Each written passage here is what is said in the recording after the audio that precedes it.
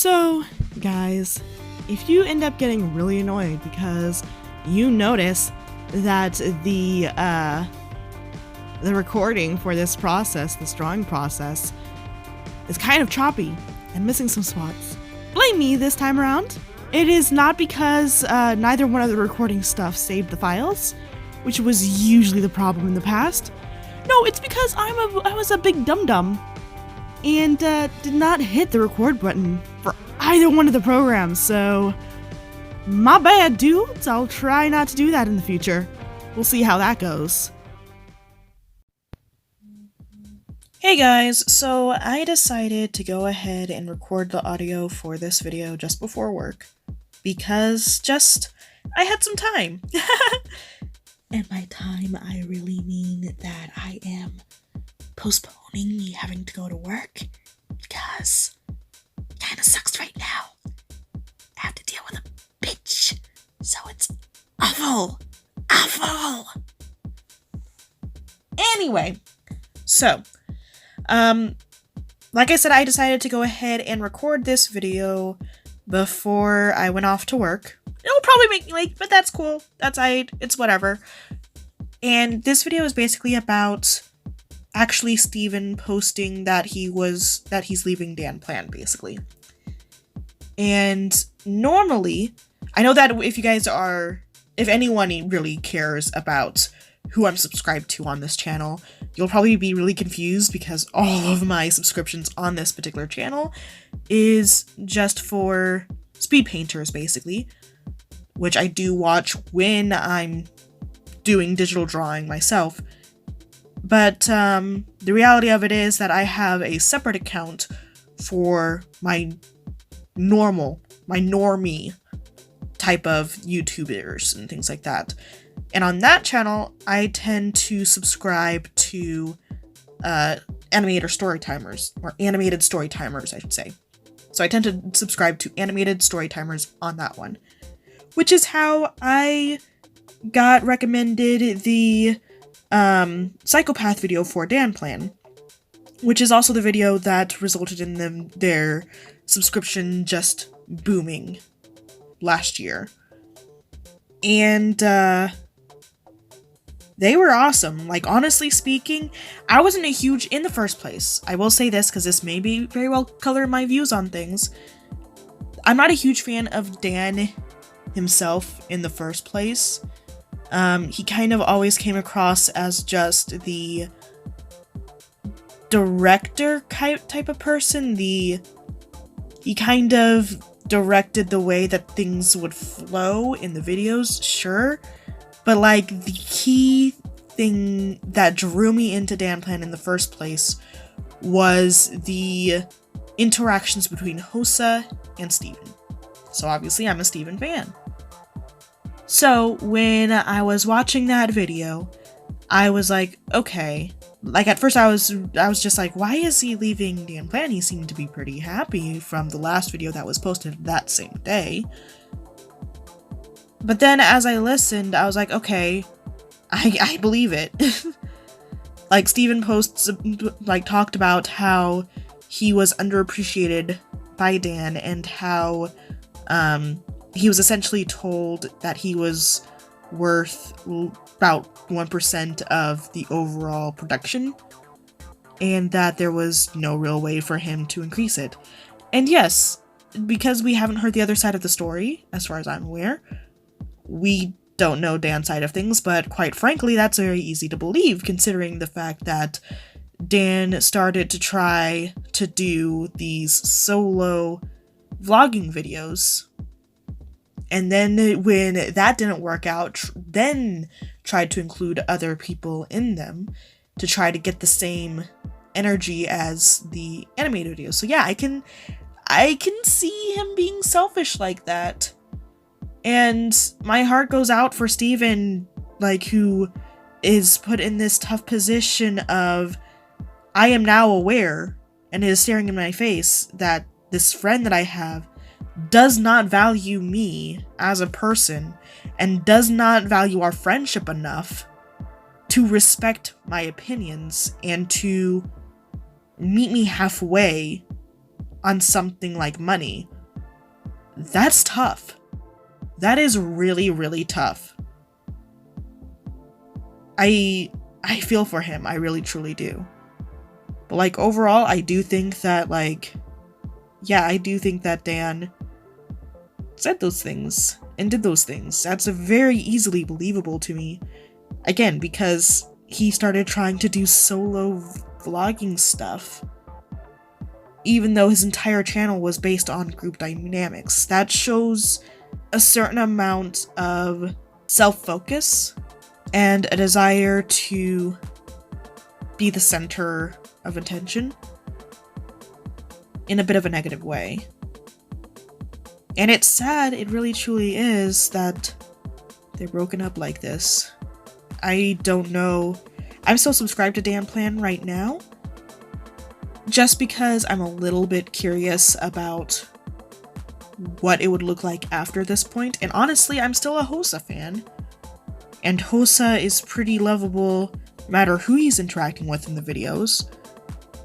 So I do want to see what type of content they'll produce after this, but the fact that DanPlan has made no response video on his channel.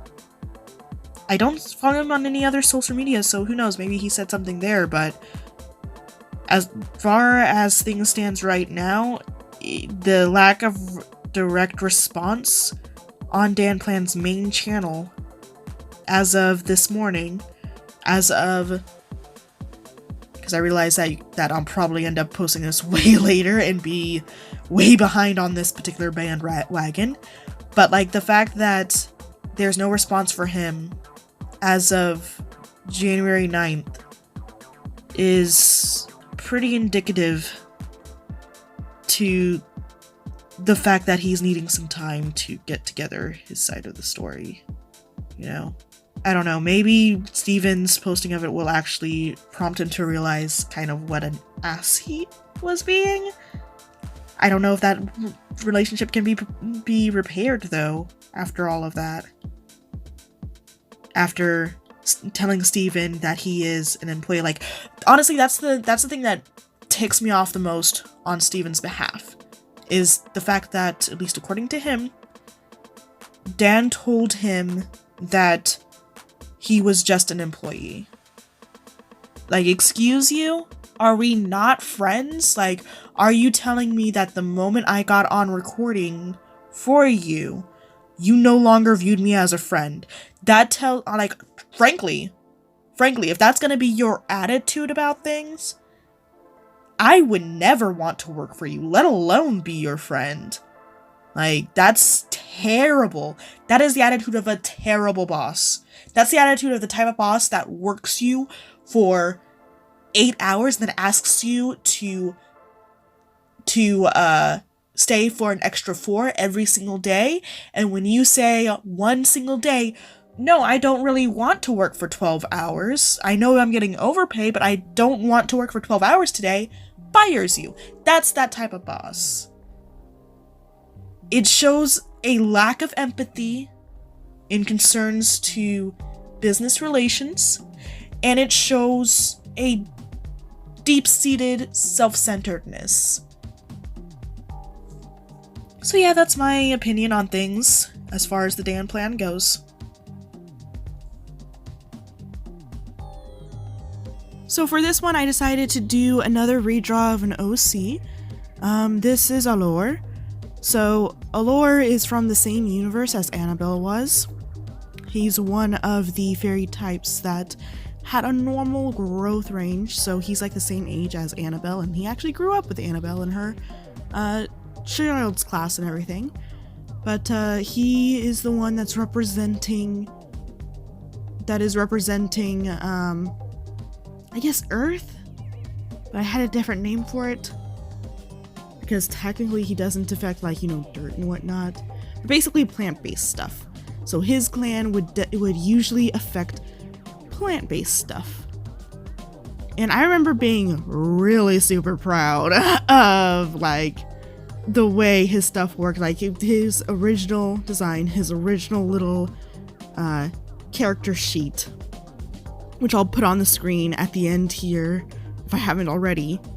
the side by side between the two. I was real proud of the original one because that was my first time attempting to use lines that weren't, you know, like just plain black.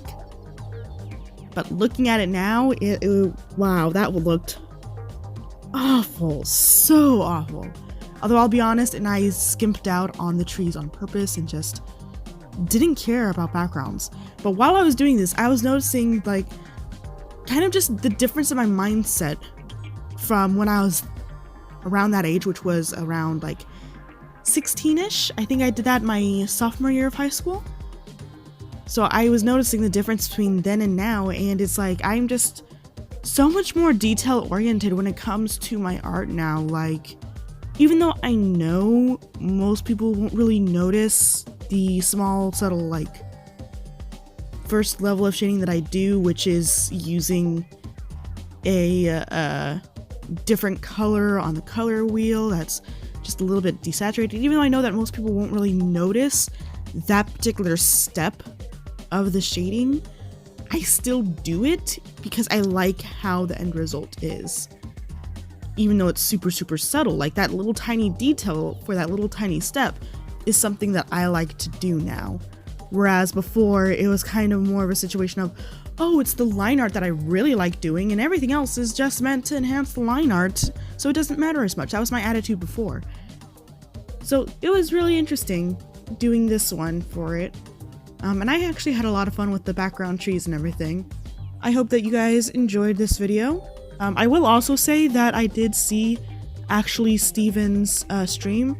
I'm thinking that at some point, I'm gonna give it a little bit of time because I kind of am still somewhat hoping to hear something from DanPlan, but as of this moment, which it is now January 14th,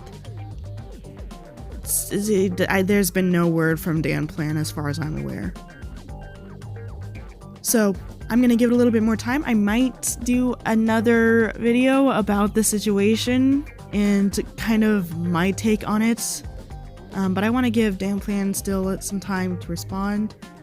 We'll see if he actually does that, or if Stephen is correct in saying, no, he's just going to wait till it blows over and never ever address it. I'd be disappointed as a fan if that were to happen, but we'll see. In the meantime though, you guys all just have an amazing, awesome, wonderful day.